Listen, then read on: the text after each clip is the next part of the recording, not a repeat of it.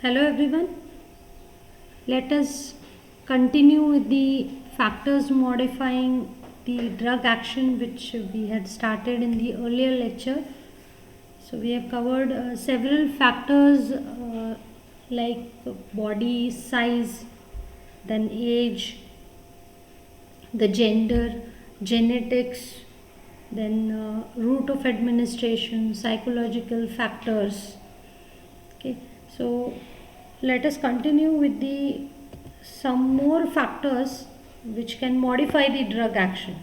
Okay, so the next factor is the pathological states, okay, or the disease from which actually the person is suffering from.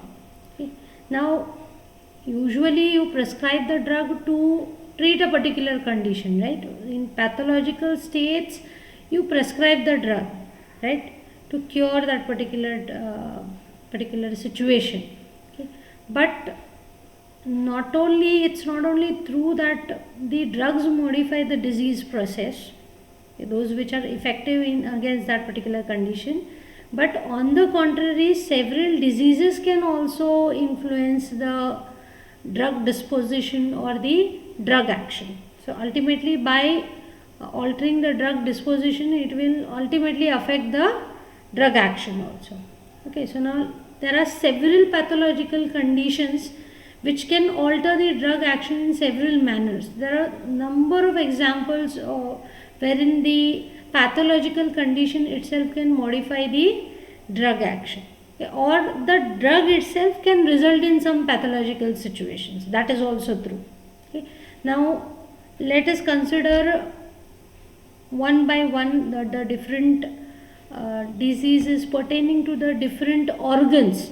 Okay, so the pathological state in a particular organ will be responsible for alteration in the actions of some drug. Okay, now let us see what are those examples and how exactly the drug action can be altered. Okay, now coming to the first one, that is the gastrointestinal diseases. So those which are pertaining to the GI tract. Now mostly these diseases which are related to the gastrointestinal tract, these can alter the absorption of the orally administered drug. So when you administer a drug orally, it will ultimately reach your intestines. First it will go to the stomach, then to the small intestine, and from here, from the small intestine, generally most of the drugs are absorbed. Of course there are some of them which can get absorbed from the stomach also, but mostly it is from the small intestines. Okay, so this absorption of the drug, when a particular drug is given by oral route, this can be altered by the gastrointestinal diseases. Now the changes which are seen, these are quite complex, and either the drug absorption, it can be increased or decreased. Okay, both the situations can be seen. Either due to some situation the absorption of certain drugs will be increased, or the absorption of certain drugs can be decreased also. Now let us see some of the example. Now the first one is the first pathological state which is considered over here is celiac disease. Now this is a particular condition wherein the patient is quite sensitive to gluten, which is a type of protein which is generally seen in the grains like wheat, barley and so on. So when they consume that particular types of grains, specific type of grains which contain gluten, they start precipitating some symptoms. Okay, so in this particular type of condition, the person who is suffering from this particular disease, who is sensitive to gluten, in this situation if the person consumes amoxicillin, which is an antibiotic, so the absorption of this amoxicillin, this is decreased, but the absorption of cephalexin and cotrimoxazole, these absorption of these two drugs is increased in this particular situation. Okay, so here absorption of some drugs is increased, absorption of certain drugs is decreased. Then the next condition is gastric stasis. That is, here the gastrointestinal movement is affected. Gastric emptying may be slowed down. Here obstruction is not present in the lumen of the GIT, but it is slowed down. The movement of the contents of the GI tract is slowed down, or sometimes it may even be held up at one particular place. Okay. So this gastric stasis, it may be occurring during a migraine attack. Yes, when the patient may be suffering from a migraine attack. It's a severe type of headache, which is pulsatile headache, which is actually, it begins from the backside of the head and radiates towards the front side. Okay, so that's a peculiarity of this particular type of headache. Okay, it's not a normal headache, it is quite intolerable type of headache which is precipitated. So when the person suffers from this migraine attack, generally gastric stasis may occur. So because of this, there may be retardation of the absorption of the drugs which are ingested. Okay, so if the person has consumed some medication, and if he or she suffers from migraine attack, gastric stasis will take place, GI motility will get slowed down in such a way that the drug may not reach its site of absorption. Say, supposing if the site of absorption is in the intestine, so the drug may not reach over there. Okay, so it will retard or it will decrease the absorption of drugs which are ingested while the person is suffering from migraine attack. The next condition is achlorhydria. That is, it is a very little secretion of HCl in the stomach. Usually in the stomach, hydrochloric acid is secreted, right?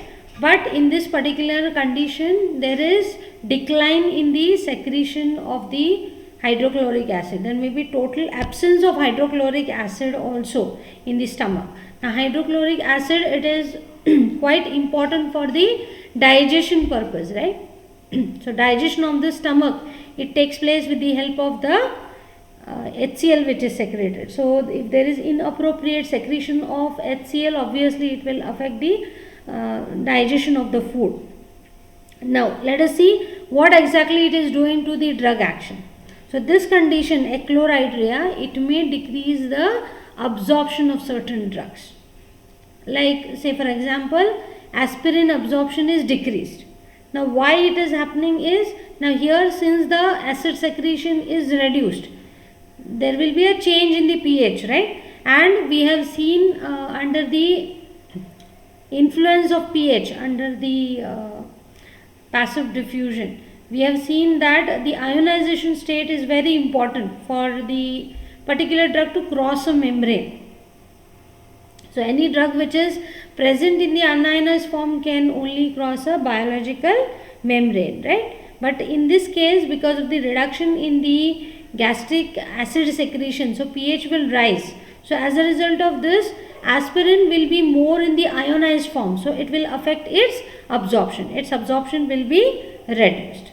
Then on the contrary, drugs like NSAIDs, these can aggravate certain pathological situations like peptic ulcer disease. It may be aggravated.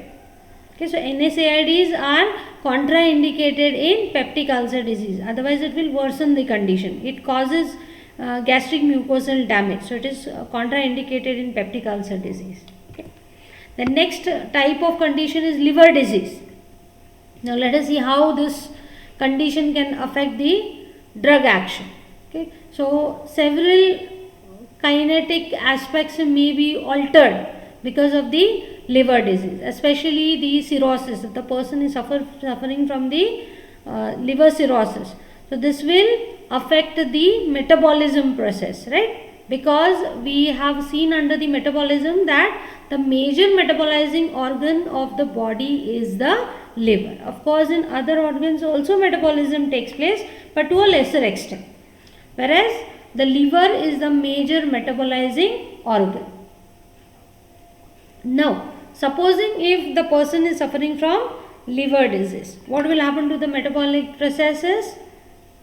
So obviously the metabolic processes will be slowed down, okay, or it may be affected in such a way that the drug disposition, the metabolism of your drugs may get affected, because here the types of enzymes which are present, they may get altered. So let us see what are the different consequences of this liver disease which can alter the drug action and in what way it can do it. Okay. Now take a case of drugs which are having high first pass metabolism. Now first pass metabolism, it is the metabolism which takes place before the drug reaches the systemic circulation. So in this particular situation, the drug, when it is absorbed, the portal vein, it takes it directly to the liver. Okay, the drug doesn't go to your systemic circulation, but it goes to liver first. Okay, and it will get metabolized before it reaches the systemic circulation. Normally what happens, your drug is absorbed, it goes to your blood will take it throughout the body, it will act on some organs, finally maybe it will get metabolized. Okay, so usually absorption comes first, absorption, distribution, then metabolism, right? In the meantime binding may take place, but in this case what happens, metabolism takes place before the drug reaches its systemic circulation. Okay, now in this case, what will happen if the liver is damaged?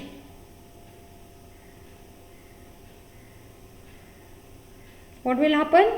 It will decrease the metabolism of the drugs, right? So as a result of this decrease in the metabolism, what will happen to the bioavailability of such drugs?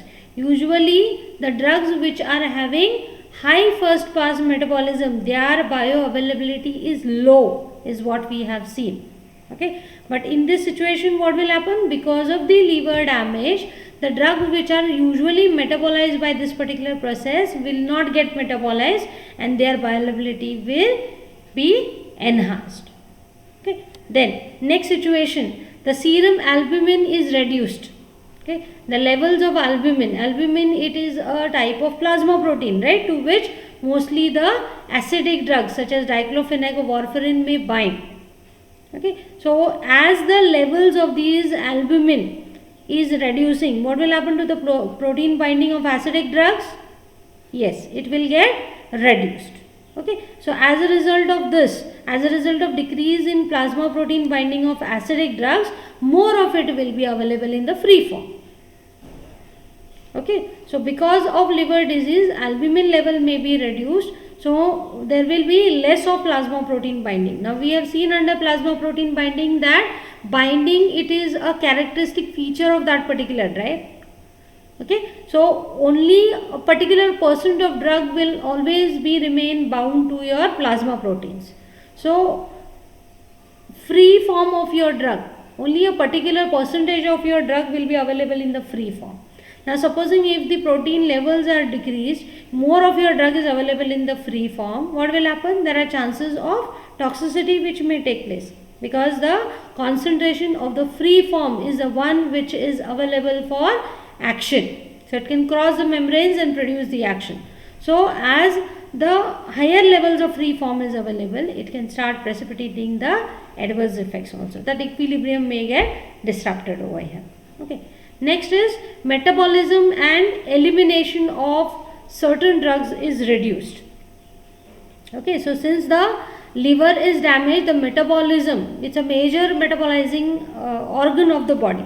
So obviously the metabolism of certain drugs may not take place. Okay, or the elimination of the drug, that is, since the metabolism is not taking place, there are certain drugs which are metabolized and it is excreted in the form of metabolites, right? So their excretion may also get reduced. So in that case you need to reduce their dose, otherwise it will start accumulating and it will start precipitating the toxicity if you go on repeating the dose. Next is if you are giving your drug in the prodrug form. What is a prodrug? It is a type of drug wherein activation is required. It is an inactive precursor of your drug. So after metabolism from the prodrug, the active drug is released and actually that active metabolite is producing your action. We have seen under the purposes of metabolism, right? There are certain drugs which are inactivated and there are certain drugs which leads to formation of active metabolite from an active drug. Both are active. And the third situation is prodrugs, wherein the activation of the drug is taking place. Okay, so from an inactive precursor, an active metabolite is generated. So what happens over here? For these drugs to produce their action, metabolism is a must, right? So unless and until they are metabolized, active metabolite is generated, they will not produce their therapeutic effect, right? So such drugs, when they are given in case of liver disease, obviously their activation will get affected and obviously they will be less effective. So it is better to avoid such drugs in case of liver disease. Okay. Then, so these are some of the kinetic parameters which can be altered, right? So ultimately the drug action is obviously altered because your plasma levels of free drug concentration is altering, metabolism is getting altered, excretion is getting altered. So obviously the drug action also will get altered, or toxicity may also be precipitated, okay, or the efficacy may be reduced also. Now there are certain situations wherein the drug action, actual action of that drug may also be altered because of the liver disease. Let us consider it with a few examples. Now say for example, in case of liver cirrhosis, the sensitivity of the brain, your sensitivity of a patient who is suffering from cirrhosis towards the depressant action of the morphine and barbiturates. These morphine actually is an opioid analgesic, and barbiturates, these are mainly sedative hypnotic drugs. So these are basically CNS depressant in nature, they depress the CNS. So when a person is suffering from cirrhosis, that is liver damage, the sensitivity of the brain towards the depressant action of these two drugs is enhanced. Okay. So as a result of this, the person may even go into coma. Okay. So such type of condition may be referred to as hepatic coma. So actually the liver disease is responsible for precipitation of that coma, or it is also known as hepatic encephalopathy also. Then next condition is fluid retention, which may be caused by the phenylbutazone. So this is accentuated. Greater degree of fluid retention may take place by this phenylbutazone in case of presence of liver disease. The lactic acidosis, which is produced by metformin, is also accentuated or enhanced in case of liver disease. Okay. Then the next example wherein the action is getting altered is oral anticoagulants. Okay. So these are the drugs which prevent the clot formation. Okay. These are anticoagulants. Clotting is prevented by these particular drugs. Okay. So usually such type of drugs are used to prevent the clot formation in the intact blood vessels. Okay. So oral anticoagulants, these can markedly increase the prothrombin time. Now why it is happening is because clotting factors are already low in case of liver disease. So it will worsen the condition and it will start increasing the prothrombin time. Okay, so clotting may not take place effectively. Okay, so it will show the enhanced action of these type of drugs in case of liver disease. Also certain hepatotoxic drug, if you know that a particular drug is damaging to the liver, okay, so such type of drugs are known as hepatotoxic drugs. So such type of drugs should be avoided in case of liver disease, otherwise what will happen, it will worsen the condition. Already the liver is damaged, on the contrary it will further damage the liver. Okay, so these should be avoided in case of liver disease. The next condition is the kidney disease. Okay, so as we have seen under the excretion that kidneys, these are the major organ for the excretion of the drug. Mostly the drugs are getting excreted in the urine, maybe in the form of the metabolite or maybe in the form of the drug as such, in the unchanged form. Okay. Now in case of kidney disease, obviously the clearance of most of the drugs, okay, mostly the drugs are getting excreted by the kidney. So mostly those type of drugs which are excreted in the unchanged form, their excretion will be reduced. Okay, so in that case what will happen, if the excretion is reduced, what will happen if you go on adding the new doses what will happen if you go on administering the drug to that particular patient? It will start accumulating, right? Your drug is getting accumulated because it is not getting excreted out at the same rate. So as a result of this, the drug may start accumulating and it may start precipitating the toxic effects. So in that case, you may have to reduce the dose. Okay. Also the dose rate of that drug, which are only partly excreted unchanged in the urine, such type of drugs dose rate may also have to be reduced. That is, you have to give the drug less frequently. Okay. Now there are certain other consequences which also may be seen because of the kidney disease. Plasma proteins, that is specifically albumin level, it is lowered or it is altered.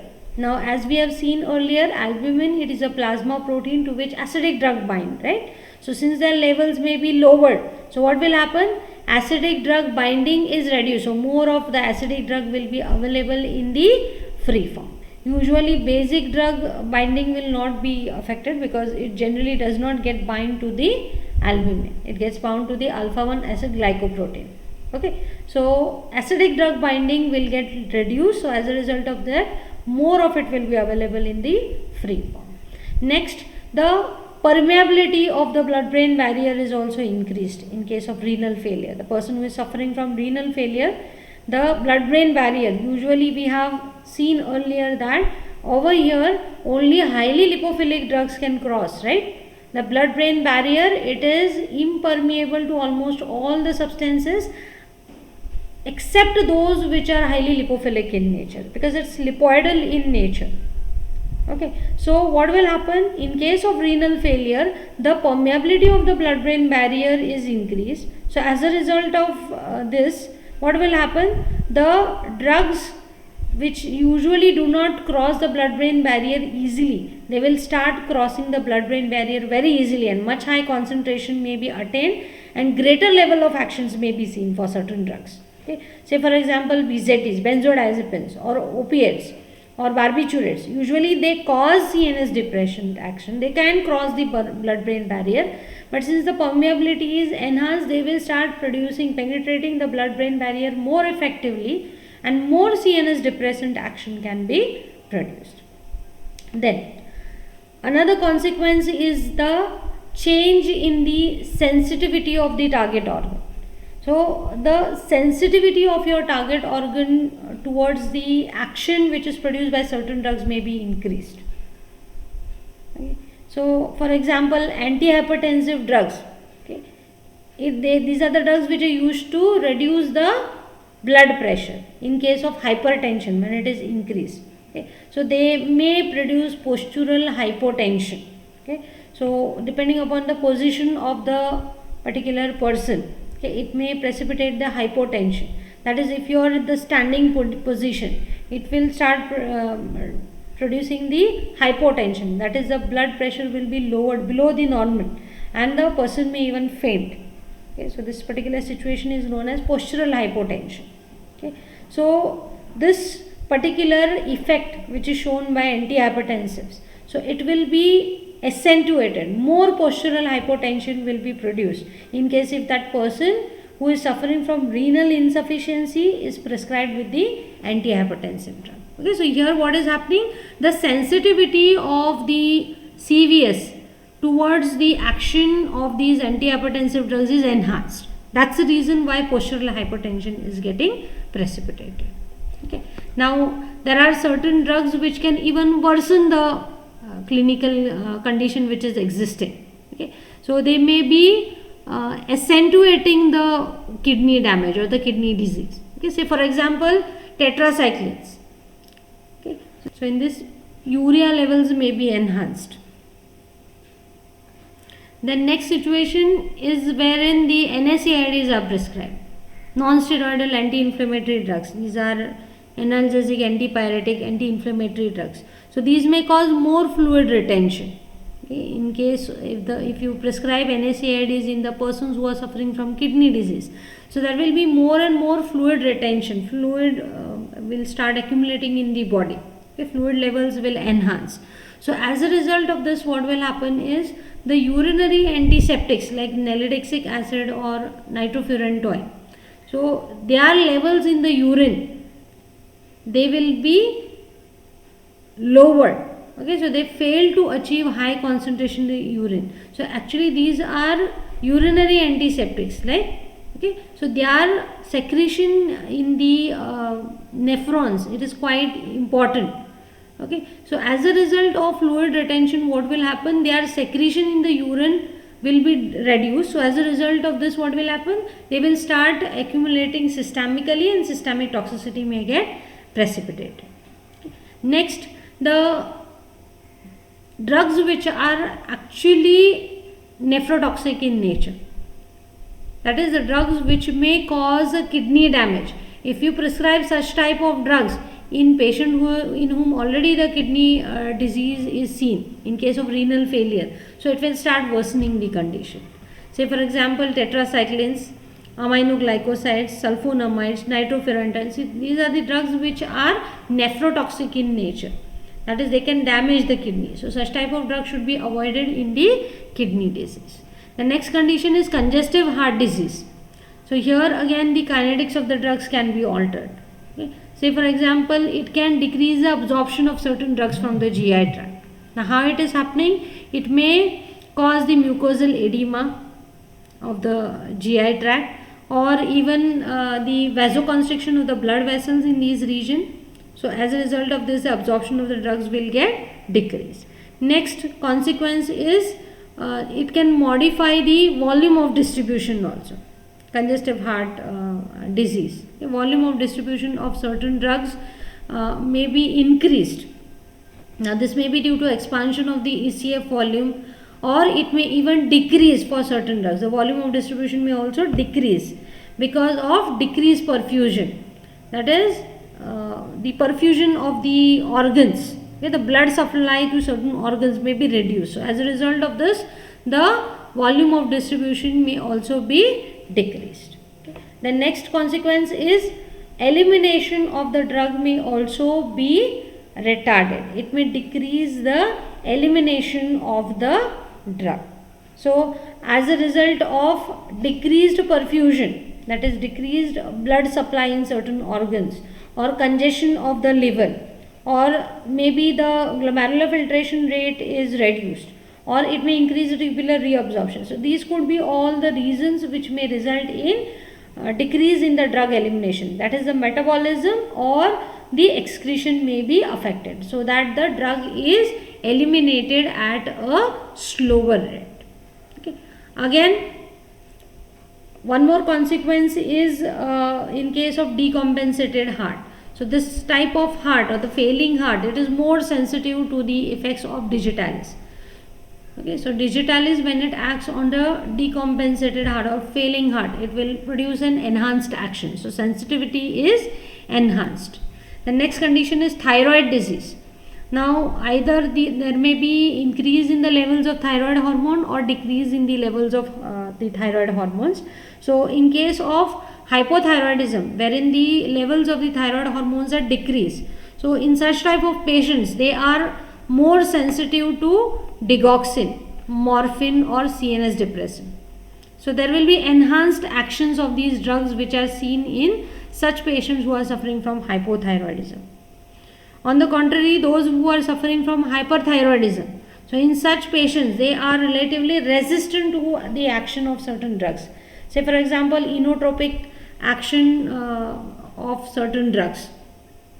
Okay, but they may be more prone to arrhythmic action of digoxin. Okay, so inotropic action, it is resistant to, but it may start precipitating the arrhythmia in such particular individuals who are suffering from hyperthyroidism. Okay. Now there are, apart from these specific organ diseases, there may be some other examples also. There are of course many other examples wherein the drug response may be altered by the pathological states. Say for example, antipyretics, their function is to reduce, or their response is to reduce the body temperature. So this action is seen only when the body temperature is enhanced. When it is normal, it will not decrease the body temperature. Okay, so they show the action only when it is increased, the body temperature is increased. Then the thiazides, so these are the diuretics. These can induce more marked diuresis in the edematous person, in whom edema is seen. So in such individuals, there will be enhanced diuretic action, which is shown by thiazides. Then myocardial infarction patients, those who are suffering from myocardial infarction, these are more prone to adrenaline and digitalis induced cardiac arrhythmia. So in such patients, if you give adrenaline or digitalis, so there are more chances of precipitation of the cardiac arrhythmias. Then those patients who are suffering from myasthenia gravis, these are more sensitive towards curare like drugs. Okay, so they show enhanced action in such individuals. Then schizophrenics, those who are suffering from schizophrenia, psychological condition, okay, wherein there is splitting of mind, so they tolerate larger doses of phenothiazine. So in such individuals, larger doses of phenothiazines are required to produce the same action. Then in case of head injury, if the patient is suffering from head injury, so in such type of patients, if you prescribe even normal doses of morphine, there are high chances that respiratory failure can get precipitated. The next example is in case of those individuals who are suffering from prostatic hypertrophy, in whom the prostate glands, in males in whom the prostate gland is has undergone hypertrophy, that is increase in the size of the prostate gland. So in such individuals, if you prescribe atropine or imipramine or furosemide, they can cause urinary retention. More degree of urinary retention can be seen. The next example is the patients who are suffering from severe pain. If you try to administer hypnotic drugs, that is those drugs which can induce the sleep. So if you try to administer such drug in those patients who are in severe pain, it may precipitate mental confusion. A dream-like state or confusional state may get, or altered state of mind may get precipitated in such individuals. Okay. So these are how the pathological states can alter the drug action. Then coming to the next factor, that is presence of the other drugs.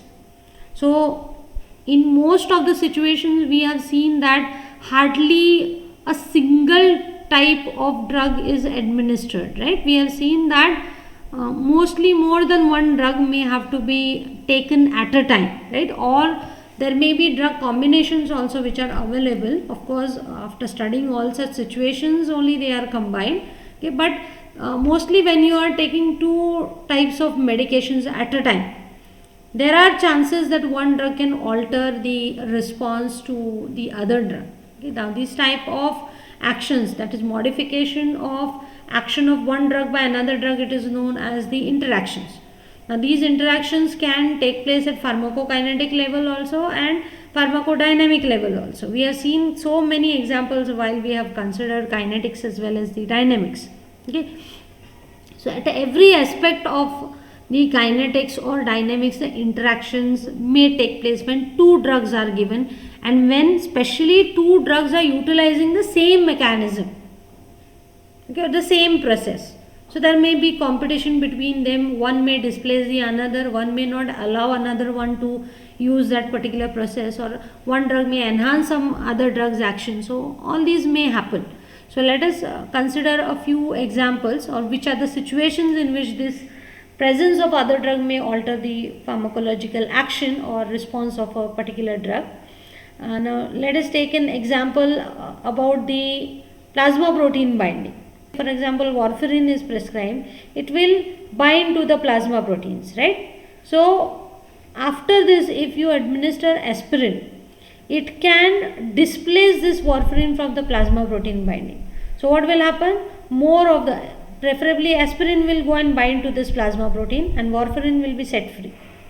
So what will happen? The free form of warfarin will be enhanced. So as a result of this, the warfarin toxicity may get precipitated. Similarly, phenytoin toxicity may get precipitated, or methotrexate toxicity may also get precipitated because their free form is enhanced, as aspirin is displacing them from plasma protein binding. So also such type of interactions may also take place because of the action on the certain transporters. Okay, now we have seen that PGP, it is an efflux transporter, right? So it moves a particular drug from intracellularly towards the extracellular side, right? So any drug which has entered the cell, it will move that drug out of the cell, right?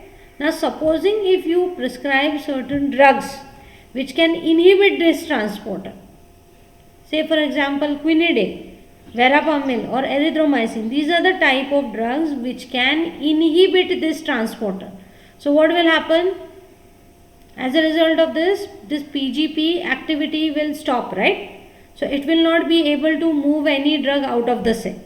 So what will happen to the drug which it is moving from intracellular towards the extracellular side? So it will reduce that.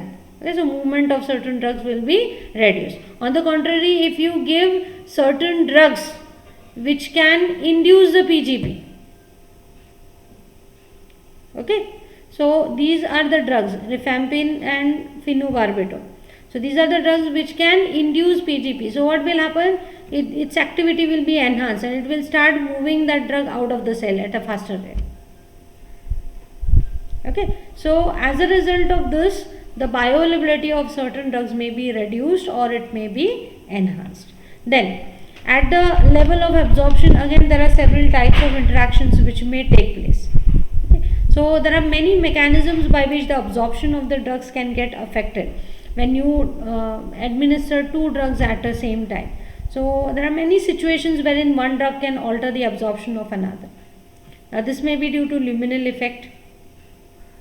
That is, within the lumen there may be some interaction between the two drugs which is taking place, because of which it will alter the absorption of some drug. Say for example, formation of insoluble complexes may take place when tetracycline and iron preparations, these may form insoluble complexes with calcium salts or antacids, or phenytoin may form insoluble complexes with sucralfate, so it will not get absorbed. Okay, so absorption of certain drugs may be affected by another drug when they are prescribed together. So how you can avoid that? Better stagger them. Okay, keep a gap of at least 2 hours so that one drug moves further and then you can maybe give the second drug. Okay. And another way by which the absorption can be altered is by alteration of the gut flora. Okay.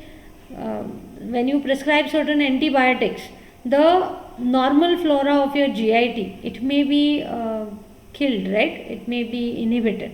So as a result of this, what will happen? The enterohepatic cycling of certain drugs like oral contraceptives or digoxin may be disrupted. We have seen what enterohepatic cycling is. Certain drugs are released in the bile in the form of conjugases, glucuronide conjugases, and the gut flora, they break that conjugation. So the free drug is available again. It will be reabsorbed. Again it will reach systemically, have its actions, and again it is released in the bile. Further again, these gut flora will dissociate them from that binding of the glucuronic acid. The drug is set free, again it is reabsorbed. So this is known as the enterohepatic cycling. So when antibiotics are given, they will alter the gut flora. As a result of this, enterohepatic cycling of certain drugs will be affected. Because of this, failure in contraception have also taken place. Your drugs may not show effectiveness because their stay in the body has been reduced. Again, certain drugs can even alter the absorption by altering the motility of GI tract. The GI motility may be enhanced or it may be reduced by certain drugs like anticholinergics, tricyclic antidepressants, or opioids, or metoclopramide. Okay, so now supposing if the GI motility is reduced, what will happen? The movement of the drug from the stomach to the intestine will be slowed down. Now what we have seen earlier, most of the drugs get absorbed from the intestines. Okay, so such drugs which are getting absorbed from the intestines, their absorption will be delayed. Whereas those drugs which are mainly getting metabolized from the stomach region, their metabolism however will be enhanced. Okay, now another reason by which alteration in the absorption may take place is the mucosal damage. Certain drugs like neomycin, methotrexate, vinblastine, they can cause a mucosal damage. So again, it may affect the absorption of certain drugs. Okay, so this is how absorption may be altered, the various mechanisms by which the absorption of one drug may be altered by another drug. Now apart from this, there are several other examples also. Salicylates, it can block the uricosuric action of probenecid, because here at the transporters for tubular secretion, the two drugs are using the same transporters. So as a result of this, there is a competition. So salicylate, it will block the transport of probenecid. So as a result of this, what will happen? The uricosuric action of probenecid, it promotes the excretion of uric acid. So that can be inhibited by the salicylates. The same example we have considered under the excretion also. The next example is in case of metabolism. So phenobarbital, it can inhibit the metabolism of phenytoin. Okay, so here one drug is inhibiting the metabolism of another. So what will happen? The metabolism of phenytoin is getting inhibited. So what will happen? The elimination of phenytoin will be reduced. So it will stay in the body for a long period of time. So if you repeatedly give this drug, it will start accumulating and toxicity of phenytoin may be precipitated. Phenobarbital action will not be altered, but phenobarbital, by inhibiting the metabolism of phenytoin, it can enhance the plasma levels of phenytoin and precipitate the toxicity of phenytoin. There are certain examples wherein the two drugs may even induce each other's metabolism. Okay, that is, the metabolism is enhanced. One drug may increase the metabolism of another. All these examples we have covered under the metabolism also. So this is an example wherein the two drugs are inducing each other's metabolism. Carbamazepine and phenytoin, both are inducing each other's metabolism. Carbamazepine increases the metabolism of phenytoin. Phenytoin increases the metabolism of carbamazepine. So again, here interactions may take place. Okay, so your drug action may be altered because the plasma levels will be altered. Okay, and elimination is also getting altered. The next factor modifying the drug action is cumulation. Okay, so when this is peculiar when a particular drug is given repeatedly. Now supposing if you administer a drug repeatedly, and supposing if the rate of administration is more than the rate of elimination, what we have seen under the kinetics, slowly when you increase the dose, okay, or slowly when you repeat the dose, what happens to the plasma levels? It goes on increasing. But a time will come wherein the rate of absorption and rate of elimination will balance each other and steady state will be produced. But supposing if the rate of administration is higher than the rate of elimination, what will happen? The plasma levels will go on increasing, drug will start accumulating in the body, okay, and it may start precipitating cumulative toxicity. Say for example, chloroquine, when it is used for a long period of time, retinal damage may take place. Okay. Or digoxin, a full dose of digoxin, it should not be repeated in the same patient if the patient has received it in the last week, because the T half-life is quite long of this drug. Even in case of imatin, the course of imatin also should not be repeated within the 6 weeks. Okay, so it's quite a long acting drug. So after 6 weeks maybe you can repeat the course. Okay, otherwise the drug will accumulate and it will start precipitating the toxicity. Then the last factor is the tolerance. Okay.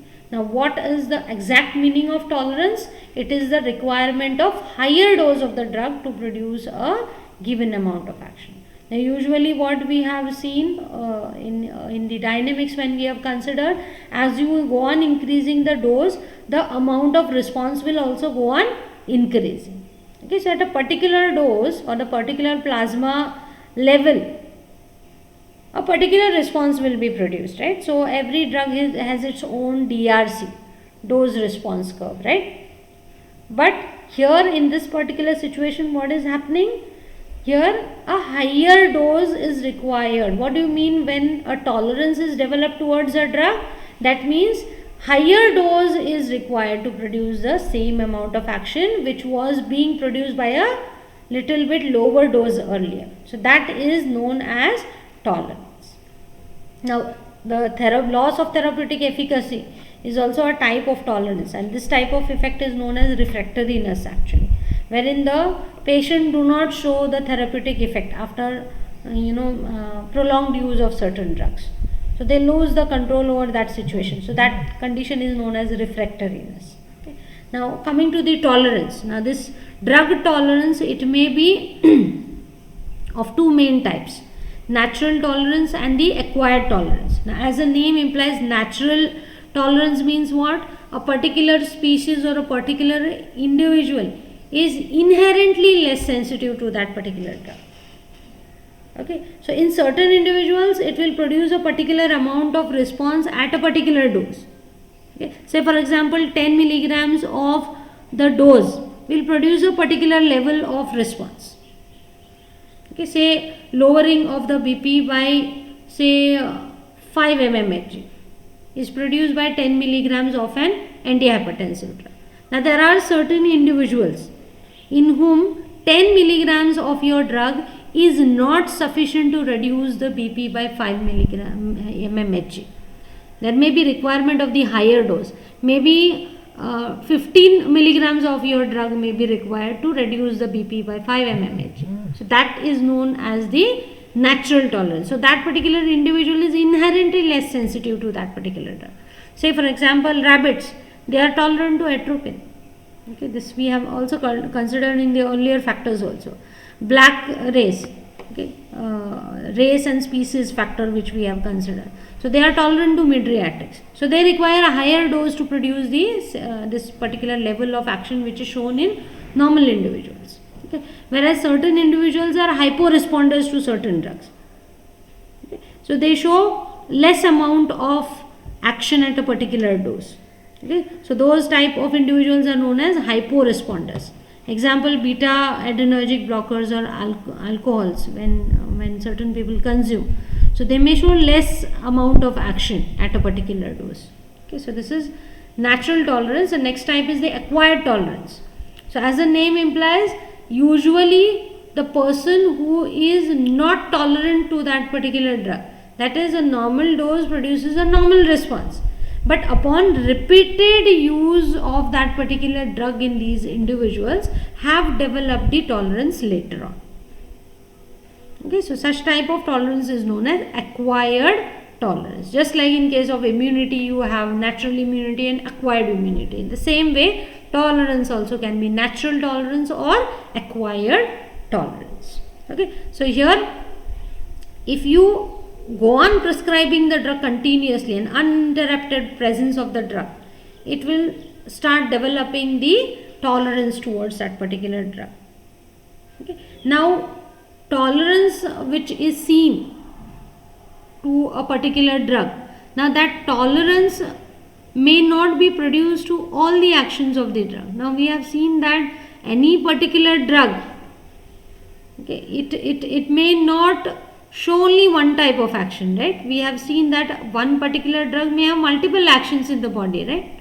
And one of it could be our therapeutic effect, right? So it's not necessary that the person will develop tolerance to a drug, means he or she will be tolerant to all the effects of which are shown by that particular drug.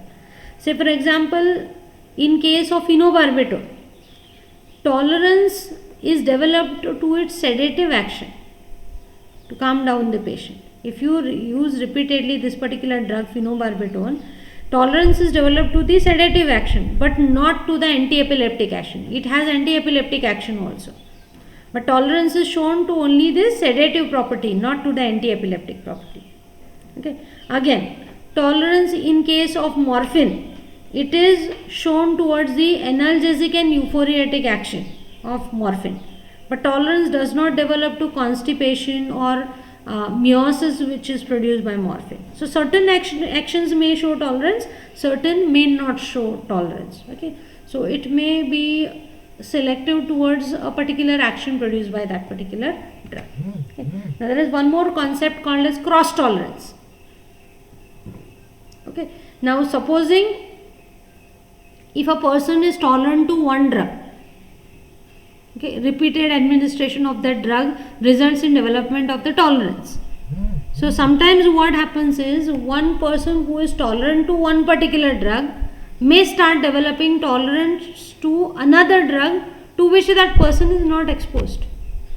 Repeated administration is done only with drug A, but there are certain individuals in whom even after repeated administration of drug A, the person may start developing tolerance towards drug B, which is not administered to that person. Okay, now this cross tolerance, this particular phenomenon is known as cross tolerance. Okay, now such type of tolerance, it may be seen when two drugs are more completely related to each other. Okay, now say for example alcoholics, those who are consuming more alcohol, they are tolerant to barbiturates, when actually barbiturates are not the drugs which are prescribed regularly. So they may develop tolerance to barbiturates. So here cross tolerance is developed. Now depending upon the nature of the drug, whether they are closely related or not, okay, again the type of tolerance will depend. Okay, now in case if those two drugs which are not much closely related, say for example morphine, it's an opioid analgesic and barbiturate is a sedative hypnotic. Now in this case partial cross tolerance can be seen. Okay, so if the person is tolerant to morphine, it's not necessary that the person will show complete tolerance towards barbiturate. There will be partial cross tolerance which is seen. Okay, but supposing if the person is consuming morphine and develops the tolerance towards it, the person may also develop complete tolerance towards pethidine. Okay, why there is complete cross tolerance over here? Because these two are related, right? Closely related. This is also an opioid analgesic, this one is also an opioid analgesic. Okay, so more closely related the drugs, more the chances of development of the cross tolerance. Okay, now let us see what are the mechanisms by which this tolerance may take place. Now this tolerance may occur at two levels, pharmacokinetic level or pharmacodynamic level. That is either the drug disposition may be affected, so that's how the tolerance is developed, or here the tolerance may be developed at the cellular level. Okay, so here what will happen? The concentration of the drug at the site of action is decreased. That's why the tolerance is reduced. Okay, so mostly this is due to increase in the elimination of the drug because of the chronic use. Okay, so say for example barbiturate and carbamazepine, okay, they can induce their own metabolism if they are used for a long period of time. So what will happen?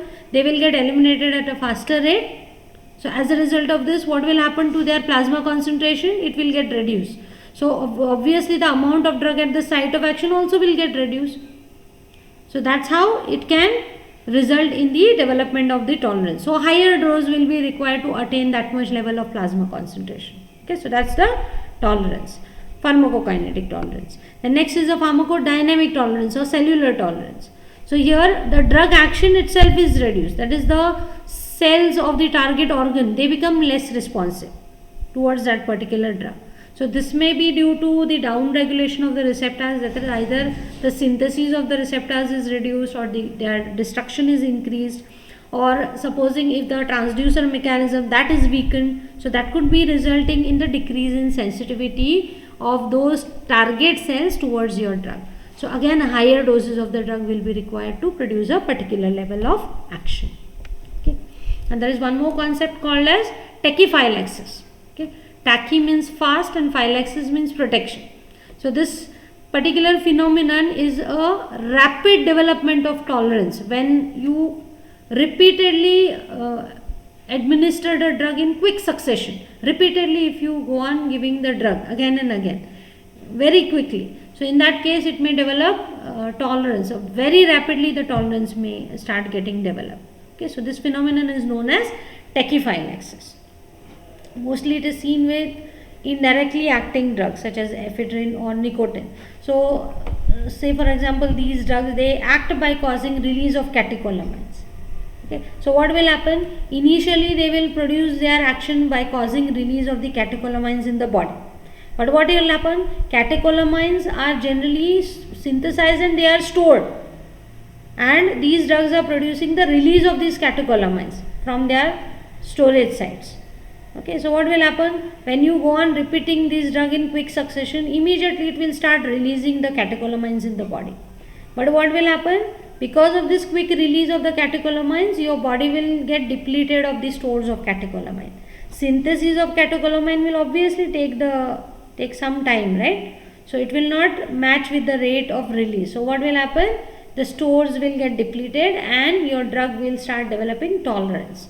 Okay, so that means it will not show effectiveness at a normal dose.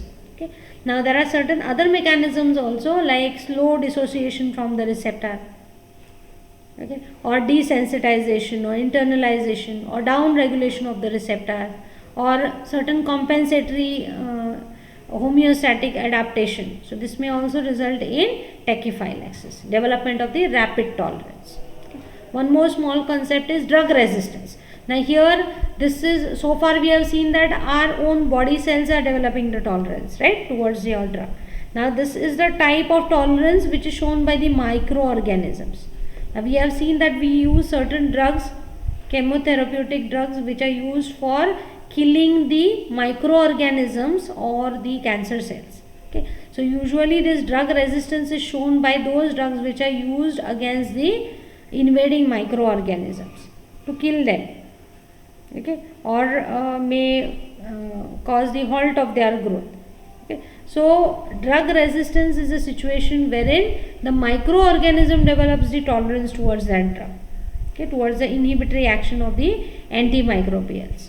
Okay, so say for example staphylococci, it may develop tolerance towards the penicillin. So we say that usually the irrational use of antibiotics, it may result in development of the drug resistance. So a time will come wherein the microorganism will not be killed by that particular antimicrobials. Okay, so that is known as the drug resistance. So here the microorganism is developing the tolerance. Okay, so this finishes the factors modifying drug action. The important question on this particular topic could be, a note on factors modifying drug action could be asked in general, or specific notes may be asked on any of the factors. Names may be given and you may have to describe that particular factor, how it alters the drug action. This is the reference. Thank you.